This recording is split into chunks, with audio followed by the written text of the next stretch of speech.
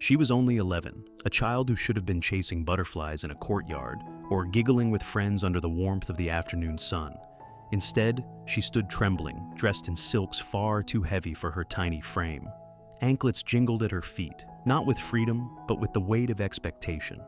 The palace corridors swallowed her small figure whole as she was led forward, step by step, into a chamber that would end her childhood forever. Her eyes darted nervously, searching for kindness, for escape, for something familiar in this grand and glittering prison. But every gaze that met hers was cold, rehearsed, determined. The guests whispered not in pity, but in approval. She was not seen as a girl. She was an offering. Imagine her hands still soft, still learning to write her own name, shaking as she clutched a garland of flowers. The scent of jasmine clung to her hair, but it could not disguise the smell of fear. She had been dressed as a bride, but behind the layers of silk and gold was a child crying silently for her mother. And then, the doors closed. Inside, the chamber flickered with candlelight, shadows dancing across walls painted with scenes of conquest and glory. A bed stood in the center, draped in velvet, carved with the symbols of dynasty and permanence. But what permanence can exist when innocence is devoured? She knew nothing of marriage. She knew nothing of desire. And yet, tonight she was expected to surrender not only her body, but the last fragments of her childhood. The men outside would call it honor. The historians would call it tradition. But for her, it was nothing less than captivity. What does it mean when an empire, rich in gold and jewels, builds its throne upon the broken bodies of children? What kind of civilization demands obedience not only from its subjects, but from its daughters? Her story is not unique. That is the horror. She was one of many, countless princesses and brides across centuries, trapped in rituals designed to bind bloodlines, secure thrones, and protect power. To the chroniclers of history, she was a footnote. To her family, she was a duty fulfilled. To the man who awaited her, she was possession. But to us, she must be something more.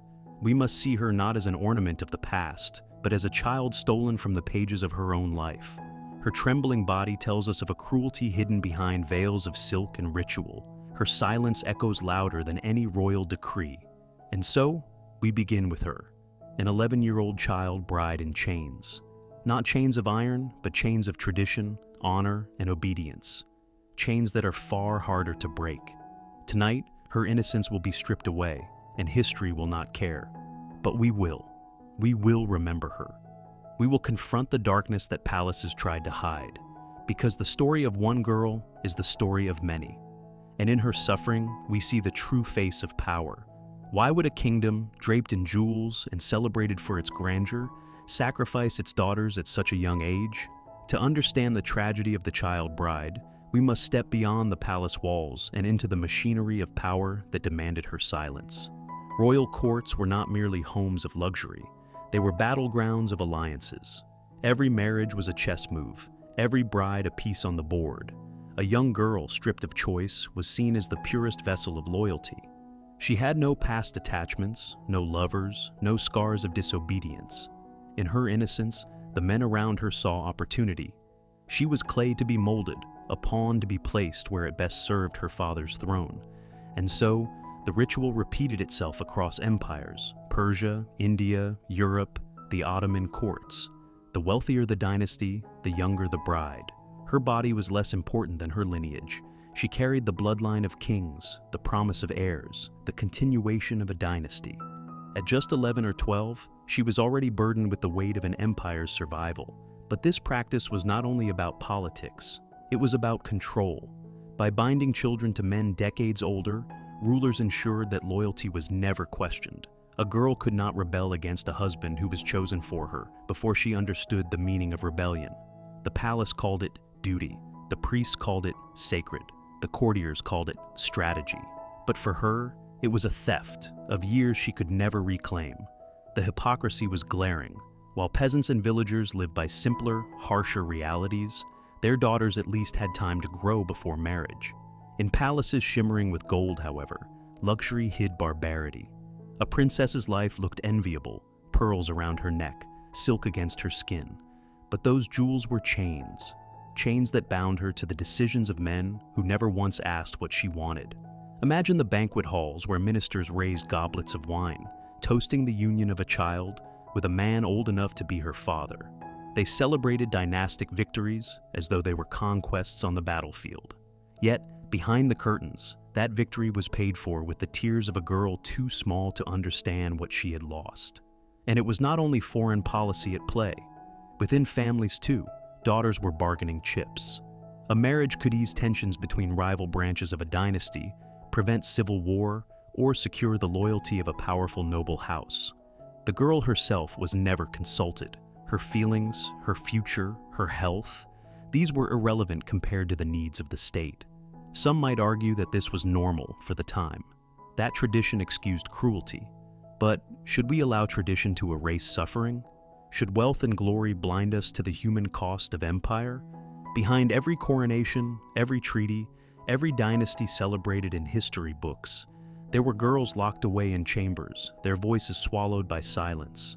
The royal court hid its darkest secrets in plain sight. They disguised exploitation as honor, turning weddings into ceremonies of legitimacy. The people cheered in the streets, never seeing the child behind the veil. And even if they did, who among them could dare question the will of kings? This is why our story matters. It tears open the polished veneer of history to reveal what lay beneath, the manipulation of innocence for the sake of power. The child bride was not an exception. She was the rule, and only by remembering her truth can we see past the lies that palaces built with gold and blood. The wedding was only the beginning. What came after was far more terrifying. The palace celebrated her marriage with music and feasts, but when the laughter faded, when the torches burned low, she was left alone with the man who now claimed ownership of her life.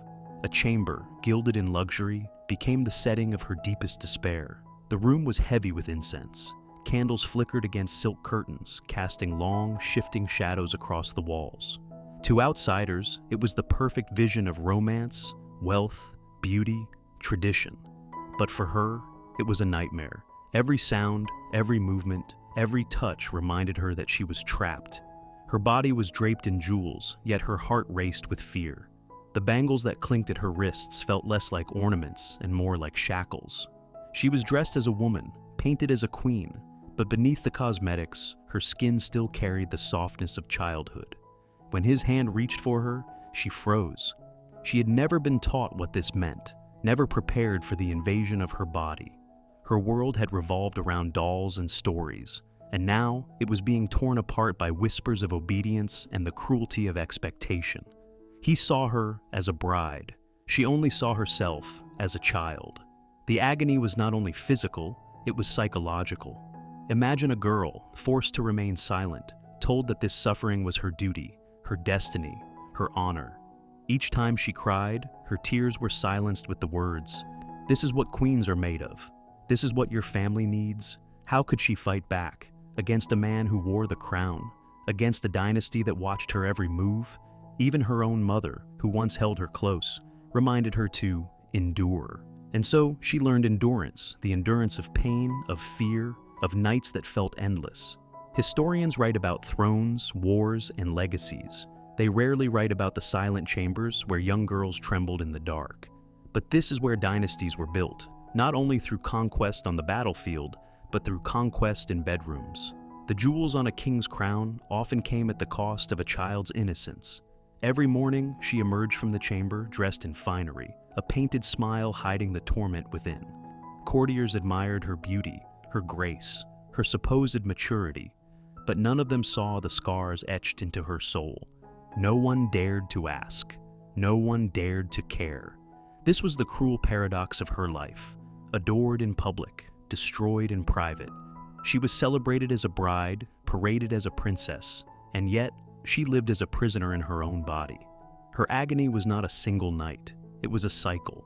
Each day, each evening, she carried the weight of expectations she could never fulfill. She was a child forced to play the role of a woman, and in the process, her childhood dissolved into silence. The silence of the chamber, the silence of her tears, the silence of history itself. And it is in that silence that her suffering still speaks to us, if only we choose to listen. By the time she turned 12, her body was already carrying the weight of a secret that could not be hidden. She was pregnant. In the palace, whispers spread quickly, slipping through the marble corridors like smoke. Courtiers congratulated one another, praising the heavens for blessing the dynasty with the promise of another heir. To them, her swollen belly was proof of loyalty, strength, and continuation. They spoke of legacy. But what they ignored was the truth that her body was still a child's body, far too small, far too fragile, to bear the crushing demands of motherhood. Doctors and attendants celebrated her condition as though it were a miracle, but she felt it as a curse. Her limbs ached, her back bent under a weight it was never meant to carry. At night, she cried into her pillow, terrified of what was growing inside her. She did not understand life, yet she was expected to create it. Imagine her walking through the palace gardens, her hands resting nervously on her stomach. To outsiders, she appeared like any other royal woman, fulfilling her role as mother-to-be. But within her, every step was heavy with dread. Each flutter of movement inside her womb reminded her that she was trapped in a cycle she could not escape. The cruelty was not hidden, it was celebrated. The court poets wrote verses praising her fertility.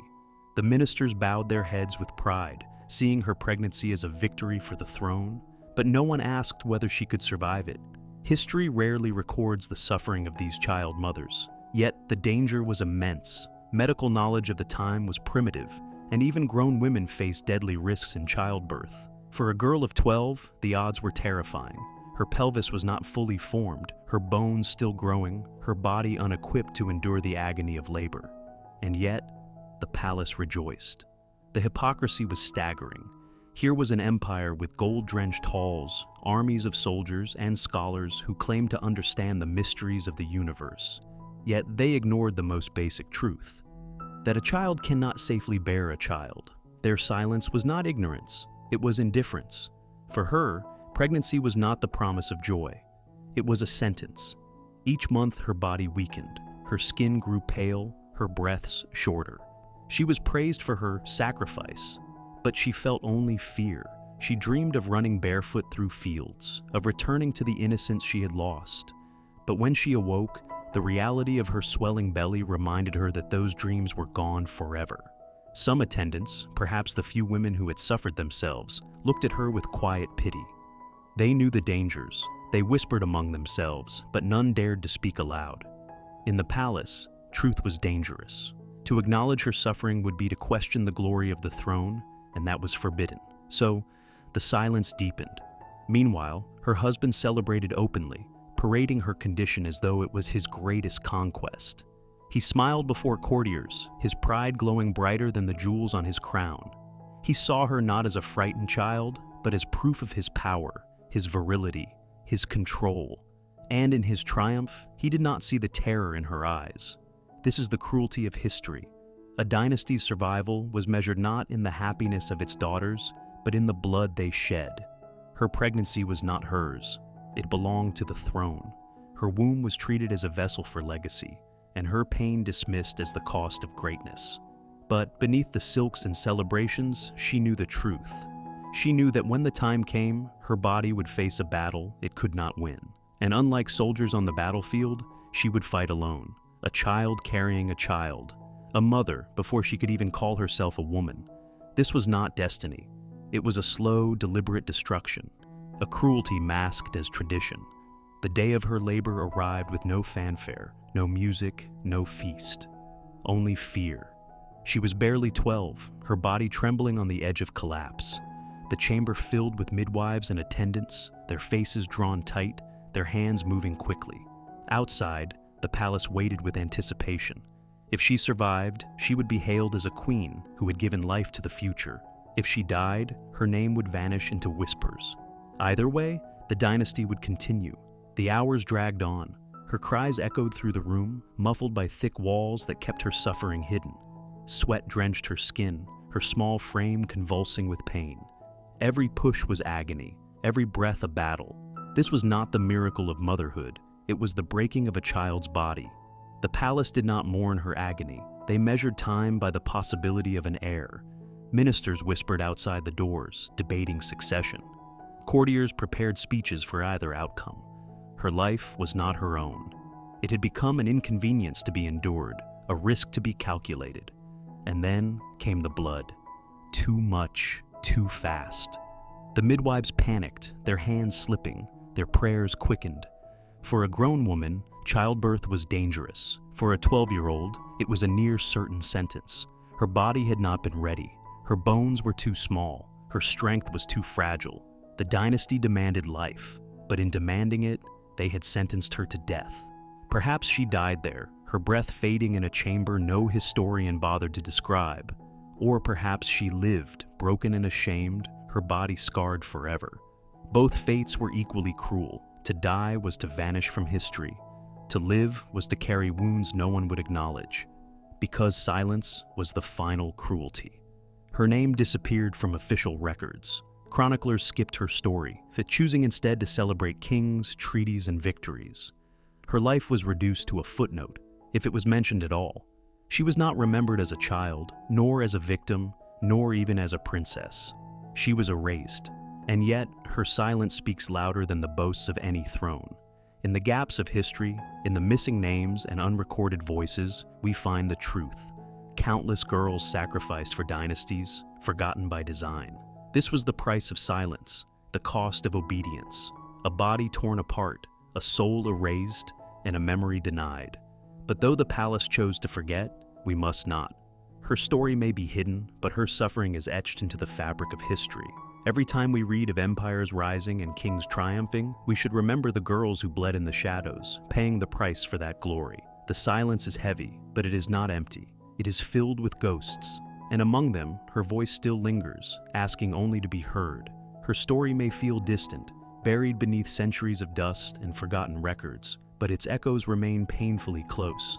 Across time and culture, child brides have been silenced in the same way, paraded as symbols of honor, sacrificed for alliances, and left to suffer in shadows. The palace that erased her name was not unique. Empires everywhere followed the same script: power first, humanity last.